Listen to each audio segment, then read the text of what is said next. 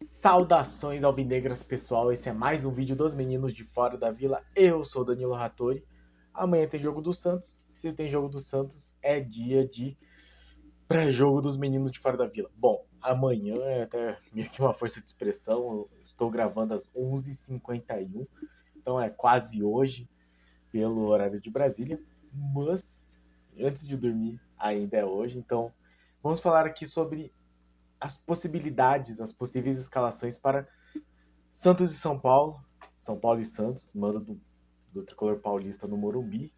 Sansão bastante complicado para o Santos, mas justiça seja feita com uma perspectiva muito mais otimista, não muito mais otimista talvez, mas enfim, um pouco melhor, né? O ânimo, o clima e a expectativa para o jogo, depois do Santos conseguir uma vitória contra o São Bento de Sorocaba. Então vamos falar sobre este Santos e São Paulo. Antes eu peço sempre, se inscreve aí no canal se você não for inscrito, deixa o like, compartilhe e comente a sua expectativa para o jogo, comente sua opinião sobre a escalação, sobre o que você mudaria nas possibilidades deste Santos que entra em campo novamente ocupando a lanterna do grupo, já que Botafogo de Ribeirão Preto, que estava atrás do Santos na tabela, acabou venceu a Ferroviária fora de casa e um outro time que não está bem no campeonato,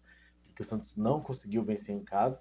Então o Botafogo foi a 11 pontos, o Santos se coloca de novo naquela situação em que uma derrota ou um empate deixa o time numa situação bastante complicada, mas uma vitória melhora muito a situação do Santos.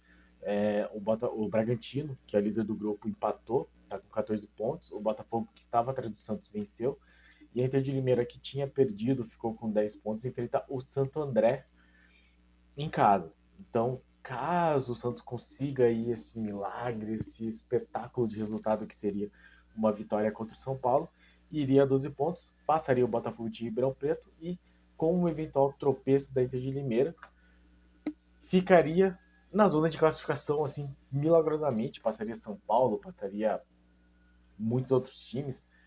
O Guarani tem 10 pontos, por exemplo, a Água Santa tem 11, São Bento tem 9, então muitos times aí que ficariam ao alcance do Santos. Seria espetacular, seria incrível uma vitória do Santos, mas obviamente não é simples. O São Paulo, que vem de um resultado ruim, vem relativamente pressionado.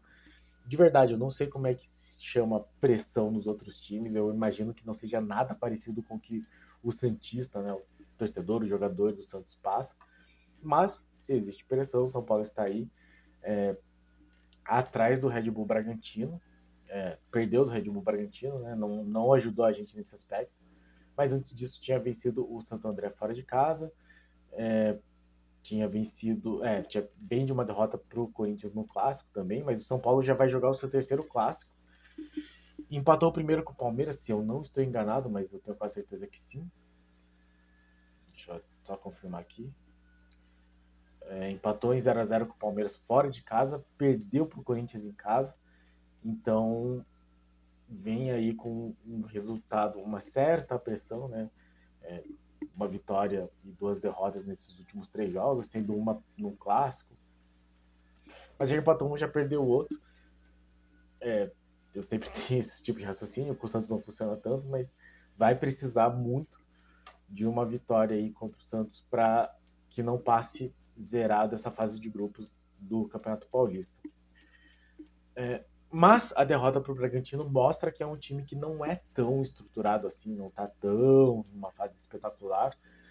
Talvez tenha alguma estabilidade, né? Estava ganhando de 1x0, tomou 2 gols muito no finalzinho.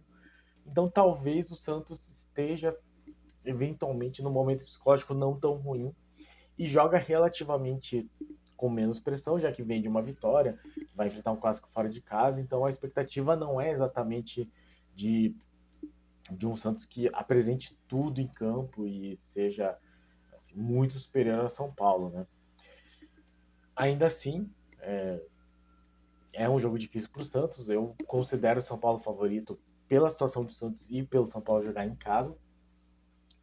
e um Santos que tem algumas possibilidades de escalação e o Globo Esporte dá uma escalação diferente, uma possibilidade de escalação diferente da do Lucas Mussetti. Então vamos discutir aqui. Antes de gravar o vídeo, antes de pesquisar, antes de olhar as possíveis escalações, eu estava até pensando em algumas possibilidades. Eu achava que o Helman poderia, por exemplo, entrar com 3 zagueiros. A gente sabe que o Sandri tá pendurado, tá suspenso porque tomou o terceiro amarelo. O Dodge era uma certeza, mas ficava essa dúvida de quem que estaria ocupando esse lugar do Sandri. A maior possibilidade que foi dita era o Camacho, mas eu pensei que poderia, por exemplo, entrar com 3 zagueiros, já que o Joaquim pode estrear, o Joaquim possivelmente estreia, se não de titular, mas durante a partida já está regularizado.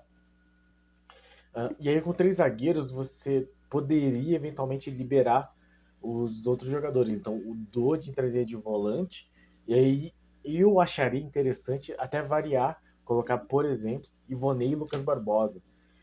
Um dos dois ia ter que recuar um pouco mais, mas pelo menos não ficava o Ivonei muito à frente e o Lucas Barbosa de atacante.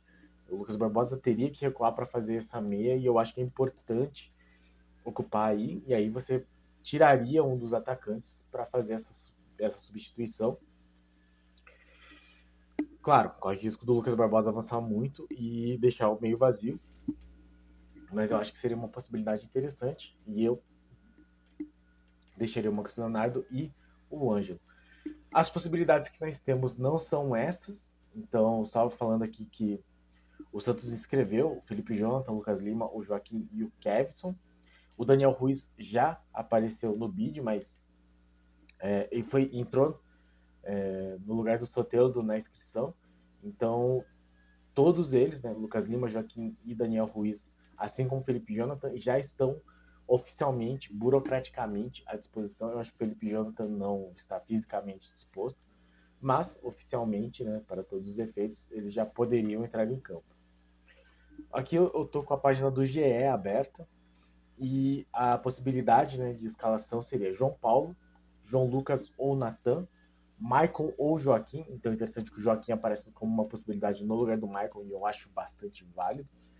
O Michael não vem fazendo bons jogos. Bauerman e Lucas Pires, Camacho, Dodi e Ivonei, então 2 volantes, sendo que o primeiro volante é o Camacho, né, que a gente sabe que não é exatamente aquele marcador primoroso. Ângelo, Marcos Leonardo e Mendonça. Eu acho que pelo menos povoa mais o meio de campo, se for com essa possibilidade. No entanto, todavia, contudo, esse foi uma postagem atualizada há 5 horas atrás, e mais ou menos nesse mesmo horário, o Lucas Mussetti postou. A possibilidade que ele ouviu será João Paulo no gol, João Lucas, Maicon, Bauerman e Lucas Pires, então sem Joaquim, Maicon segue titular, acho que é o mais provável mesmo. Dodi Camacho, Ângelo, Lucas Braga, Mendonça e Marcos Leonardo. Essa formação eu já acho mais estranha porque eu não sei quem faria a meia. Não sei se ele recuaria o Ângelo e deixaria o Lucas Braga e o Mendonça de pontas. Não sei se o Mendonça faria esse meio de campo, não é muito a dele, na minha opinião. Não sei se ficariam os 4 meio avançados mesmo e o Dodi e o Camacho fazendo essa função de volante do meio de campo. Ou talvez Ângelo, Lucas Braga, Mendonça um pouquinho mais recuados e o Marcos Leonardo mais à frente. E aí eles fariam um trio na intermediária. Daí, não sei, talvez o Ângelo pelo meio, o Lucas Braga numa ponta, a Mendonça na outra, não sei exatamente. O próprio Lucas Mussetti descreve, né? A ver como o time estará disposto em campo. É uma dúvida. Vamos ver se será essa escalação mesmo, né? Com Dodi Camacho, Ângelo, Lucas Braga, Mendonça e Marcos Leonardo. Não sei se é a escalação. Não, certamente não é a escalação que eu usaria, mas é uma possibilidade que o Odair Hellman apresenta aí para o time. Então, amanhã teremos aí este Sansão. Então, amanhã teremos este Sansão, 19 horas, 7 horas da noite do horário de Brasília. Transmissão em HBO Max, TNT Sports, estádio TNT. Então, HBO Max, o serviço de streaming. O TNT Sports, acho que é o canal de TV a cabo mesmo, né? Pela TNT. arbitragem de Flávio Rodrigues de Souza, não lembro dele, eu vou até dar uma pesquisada aqui. Então, abri aqui o histórico do Flávio Rodrigues de Souza em jogos do Santos. Além do Paulista, né, no Brasileirão ele só apita jogos que são clássicos. Então, o Santos não vence um jogo que ele apitou desde o Paulistão de 2020. Então, vão aí 3 anos em que o Santos venceu o Botafogo de Ribeirão Preto, jogando em casa. Eu acho que, inclusive, foi no período de carnaval também, se eu não me engano. Enfim, de lá para cá, o Santos, em jogos apitados por ele, empatou com o Palmeiras 0x0, empatou com o Palmeiras 2x2, empatou com o Corinthians 0x0, aquele jogo. Não, foi o jogo de agosto, não foi o jogo do.